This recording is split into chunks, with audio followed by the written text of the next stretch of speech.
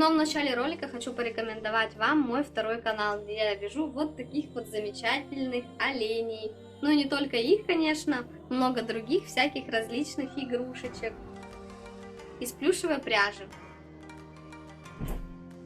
Олени улетели, а сегодня более подробно на такую тему поговорим, что необходимо, чтобы заняться ювелирной смолой, какие необходимы товары приобрести, чтобы здесь и сейчас создать маленький свой или большой шедевр. С вами Оксана Вильчер, погнали! Итак, на канале я уже более 4 лет, смолой занимаюсь уже более 7 лет, до этого, конечно, я много чем занималась, но больше всего на свете я люблю лес, собирать растения, люблю цветы, научилась их сушить, как вы видите на моем канале, и ювелирная смола как нельзя кстати подходит к моему творчеству, поэтому я решила рассказать вам сегодня, что необходимо, чтобы заняться этим ремеслом.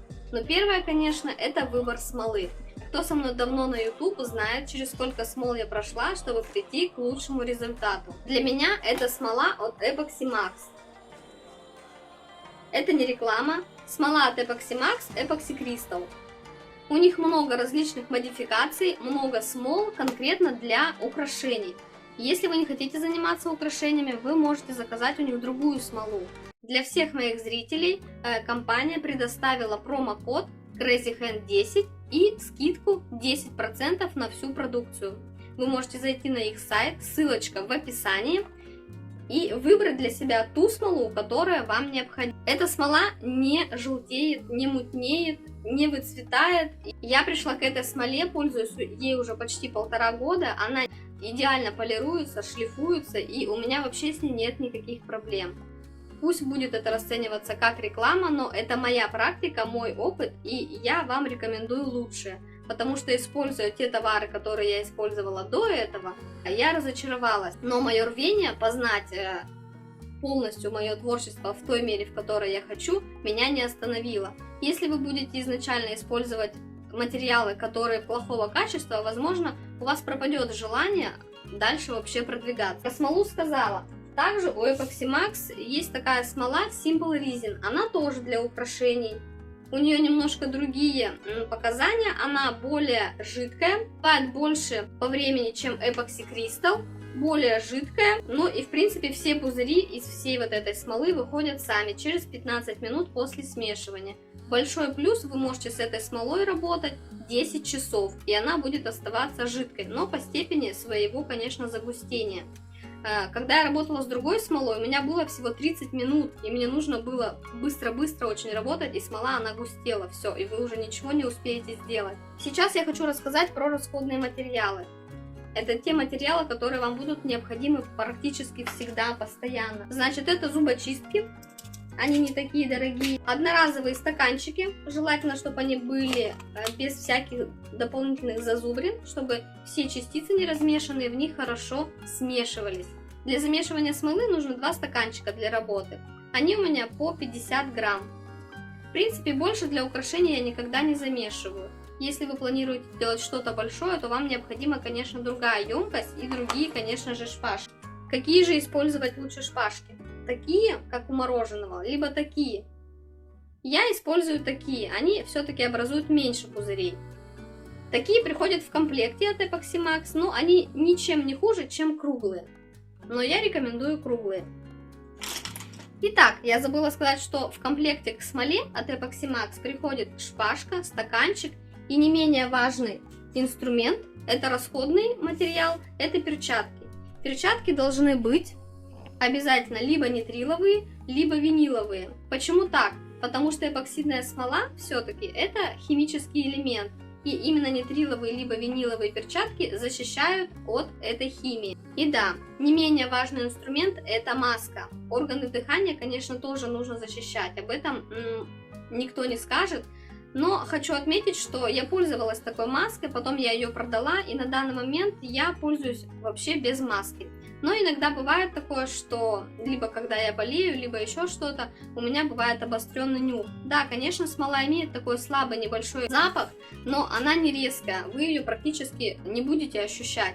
Если вы работать будете с большими какими-то материалами, вы будете столешницу заливать, то пользоваться обязательно маской 3М. Сейчас она появится на экране, ее можно приобрести в специализированном магазине. Не забывайте всегда прибирать волосы, потому что смола все на себя собирает, всю пыль, всякие ворсинки, волосинки. Если вы, работая в смоле, еще не очень опытный, заденете волосы, почешете где-то здесь, то смола, естественно, тут останется, там, где вы ее оставите. Обязательно для работы необходимы весы. Весы можно заказать либо на сайте в Epoxy Max, либо заказать на AliExpress, там, где вам удобно. Также я использую зажигалку, которая уже не работает, и нужно уже купить, наверное, мне горелку, но я боюсь с ней почему-то работать. Также мне нужны вот такие пипетки, но вам они, может быть, и не нужны. Когда мы определились, что нам необходимо для того, чтобы начать работать, эту смолу нужно куда-то залить. А значит нам, что необходим молд. Лучше всего, чтобы этот молд был какой-то универсальный. Этот молд я заказывала с AliExpress, это полусфера. Здесь все фигурки, они по 2. 2 сердечка таких, 2 таких, 2 таких, то есть парные можно какие-то делать украшения. Когда вы понимаете, что этого молда вам не хватает, вы начинаете покупать все молды, какие есть. Здесь у меня маленькие, здесь у меня большие. Когда я скупила все молды с AliExpress, я поняла, что мне и этого не хватает. Я хочу делать какие-то особенные молды. И тогда я решила выбрать силикон. У меня были уже опыты с силиконом, но они все были увенчаны моими провалами. Даже об этом есть где-то ролик. Оставлю ссылочку здесь. После, когда я нашла качественный силикон, заказала, он мне пришел, немецкий Tool Decor.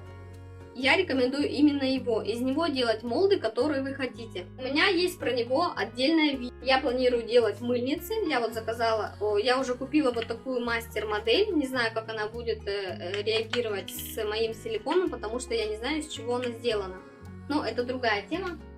Не буду вас заморачивать. В общем, когда я узнала, что с помощью силикона я могу делать любые формы, нужно только гладкий и хороший мастер-модель, то это выходит очень выгодно, прямо очень выгодно.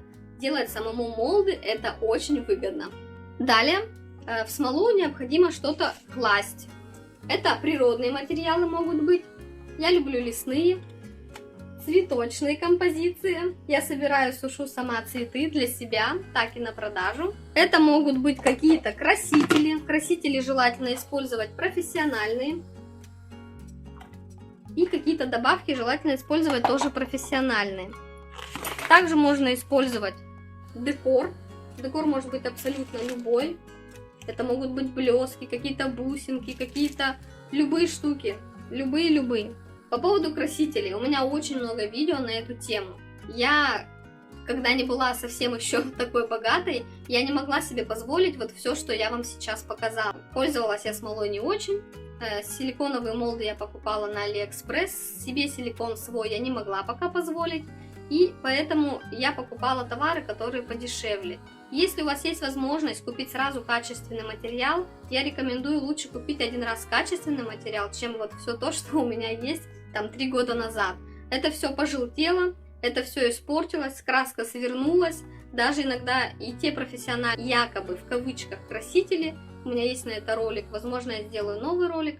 Ну, ладно, об этом потом, что даже иногда те профессиональные красители, они тоже не смешиваются в их смоле. Поэтому я рекомендую, вот если вы пользуетесь Epoxy Max, берите у них красители.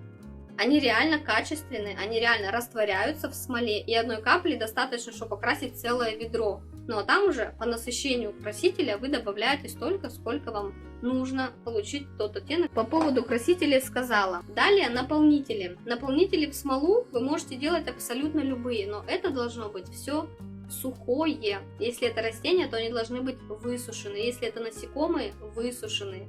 Овощи, фрукты и все остальное, все должно быть сухое. Ювелирная эпоксидная смола совершенно не дружит с водой. А значит, вы должны понимать, что это все должно быть дегидрированное. То есть хорошо-хорошо высушенные. Пишите ниже комментарии, задавайте какие-то вопросы. Может быть, я что-то не сказала, что-то не досказала. Но основное я вроде бы поделилась, что необходимо для того, чтобы начать работать с ювелирной смолой. Вот есть компания Epoxy Max, я за нее полностью ручаюсь, у них есть все необходимое на их сайте, и компания предоставила промокод CrazyHand10 и скидку по нему 10%. Заходите, выбирайте любые материалы для тех целей, которые вам необходимы. И поверьте, вы останетесь очень довольны. Пусть кто-то скажет, это реклама, но, ребята, друзья, без рекламы сейчас вообще действительно никуда. Но также это все-таки и мой опыт. Если бы у меня данного опыта не было, работы с этой смолой, поверьте, я бы вам ее не посоветовала. Потому что я человек за справедливость и всегда скажу так, как оно есть. Звучит как оправдывание. В общем, с вами была Оксана Вильчер. Ставьте лайки, пишите комментарии. Не забудьте подписаться на канал, если еще не подписаны. И нажать на колокольчик, чтобы не пропустить новые видео. Всем пока!